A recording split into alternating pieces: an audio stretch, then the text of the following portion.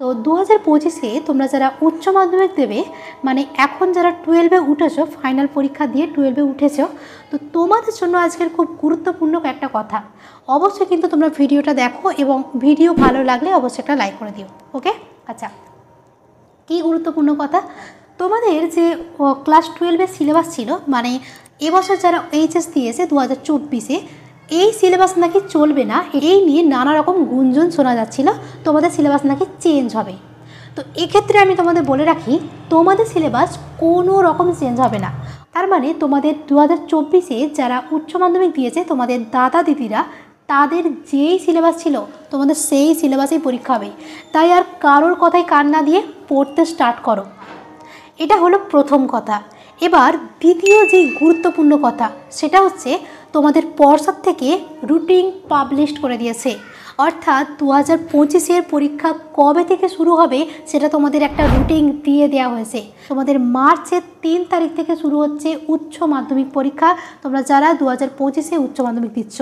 ওকে, আচ্ছা, এবার আমি তোমাদের বলি, যেহেতু তোমরা 2025-এ উচ্চ মাধ্যমিক দিচ্ছ এবং মাত্র কয়েকটা দিন আগে তোমরা ফাইনাল পরীক্ষা দিলে, তোমরা এখন ভাবছো তোমাদের হাতে এখন অনেক টাইম, মানে একটা পুরো গোটা বছর পড়ে আছে।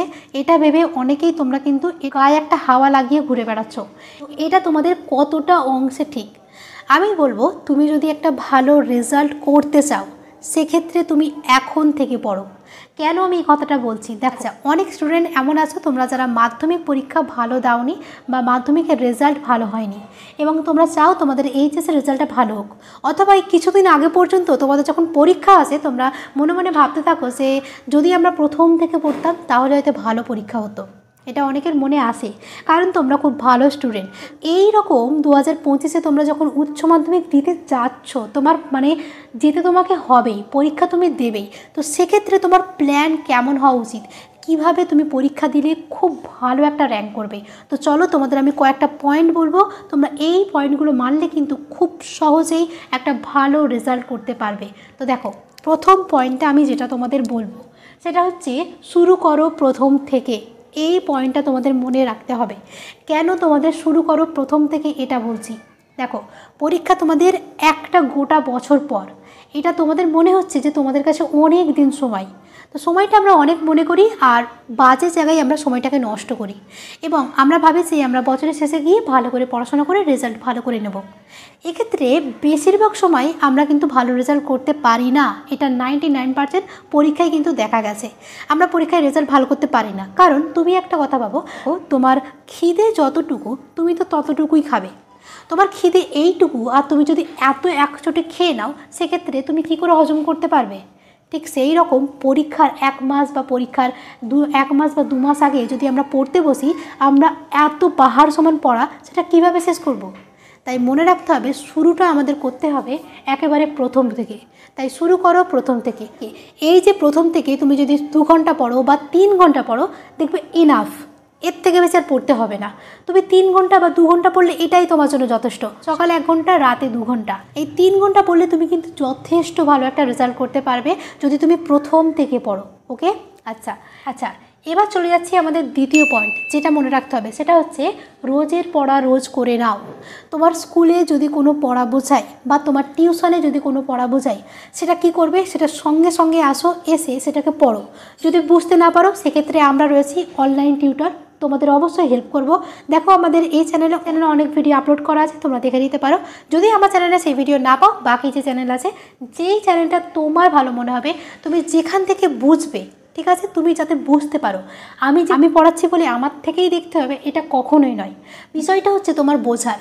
তুমি যেখান থেকে যেমন করে বুঝবে তুমি বোঝো, বুঝে সেটাকে পড়ে কমপ্লিট করো। তো এইভাবে যদি আমরা রোজের পড়া রোজ করে নিই সেক্ষেত্রে কিন্তু বছরের শেষের দিকে গিয়ে আমাদের কোনো চাপই থাকবে না। তাই আমাদের রোজের পড়া রোজ করে নিতে হবে, একটু একটু করে আমাদের খেতে হবে, তাই তো? আচ্ছা, এবার যেটা করতে হবে সেটা হচ্ছে নিজের উপর সময় দাও। এটা অনেক বেশি ইম্পর্টেন্ট।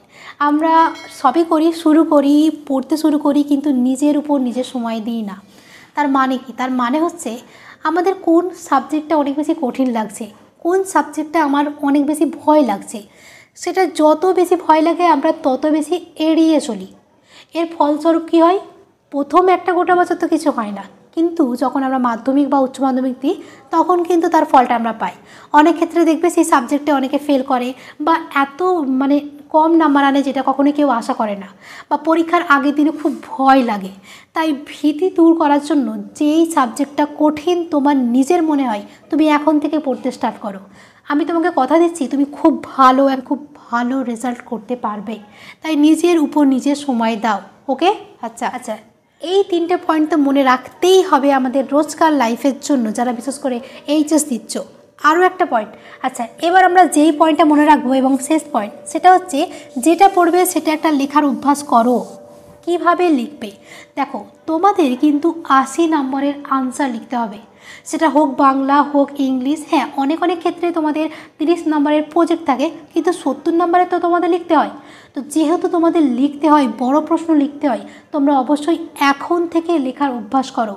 বোঝা গেল? এখন থেকে লেখার অভ্যাস করো আর শর্ট নোট বানাও। যদি বড় প্রশ্ন হয়, বড় প্রশ্নের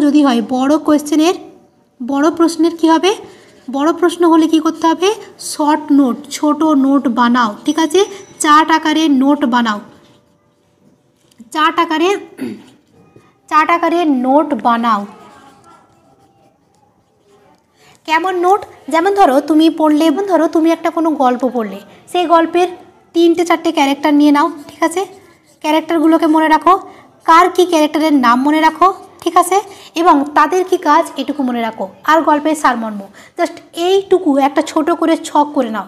আর আমি এগুলো তোমাদের একদম ছোট করে ছক করে একদম সুন্দরভাবে আমি কিন্তু এগুলো তোমাদের আমার এই চ্যানেলে খুব তাড়াতাড়ি পোস্ট করব, যাতে তোমরা এগুলো মনে রাখতে পারো। এবং বাংলা সম্পর্কে তোমাদের যে ভীতি আছে, বাংলা সম্পর্কে তোমাদের যে ভয়টুকু আছে, ব্যাকরণ রয়েছে বা বাংলা যে বড় বড় গল্প রয়েছে বা বাংলাতে যে কবিতাগুলো রয়েছে, সেগুলো তোমরা কিভাবে মনে রাখবে, তার যে শব্দগুলো রয়েছে সেগুলো কিভাবে তোমরা মনে রাখবে, সেই সম্পর্কে আমি ভিডিও আপলোড করতে থাকবো। তাই দেরি না করে অবশ্যই চ্যানেলটাকে সাবস্ক্রাইব করে নাও, আর অবশ্যই চ্যানেলটাকে সাবস্ক্রাইব করে নাও। তো এইভাবে তোমরা এই কয়েকটা পয়েন্ট, এই 4টে পয়েন্ট মনে রেখে তোমরা পড়া শুরু করো। আমার কথা তোমরা বিশ্বাস করো, তোমরা একটা ভালো রেজাল্ট করতে পারবে হাসতে হাসতে। মানে পরীক্ষার আগের রাতে পুরো বই বিছিয়ে রাখবে এই রকম অবস্থা কখনোই হবে না। তাই অবশ্যই তোমাদের পড়তে হবে, বাংলার মধ্যে কী আছে সেগুলো জানতে হবে। এবং তোমাদের যদি 11-12-এ এডুকেশান থাকে, এডুকেশানও কিন্তু আমি আমার এই চ্যানেলে পড়াই। তোমরা অবশ্যই কিন্তু এই চ্যানেলটাকে সাবস্ক্রাইব করে রাখো বাংলার এডুকেশানের জন্য। আমি সুন্দরভাবে স্ট্র্যাটেজি মেনটেন করে বাংলা এডুকেশান রোজ ভিডিও আমি আপলোড করব। তোমরা ভিডিওগুলো দেখবে এবং তারপর তোমরা নিজেরা পড়বে, দেখবে তোমরা খুব সহজে সেটা বুঝতে পারছো। বোঝা গেল? তো এইভাবে তোমরা পড়াশোনাটাকে শুরু করে দাও, দেখবে খুব ভালো একটা রেজাল্ট করতে পারছো। তো আজকের মতো ভিডিও আমি এখানে শেষ করছি। দেখা হচ্ছে নেক্সট ভিডিওতে। ততক্ষণ পর্যন্ত ভালো থেকো। Thank you.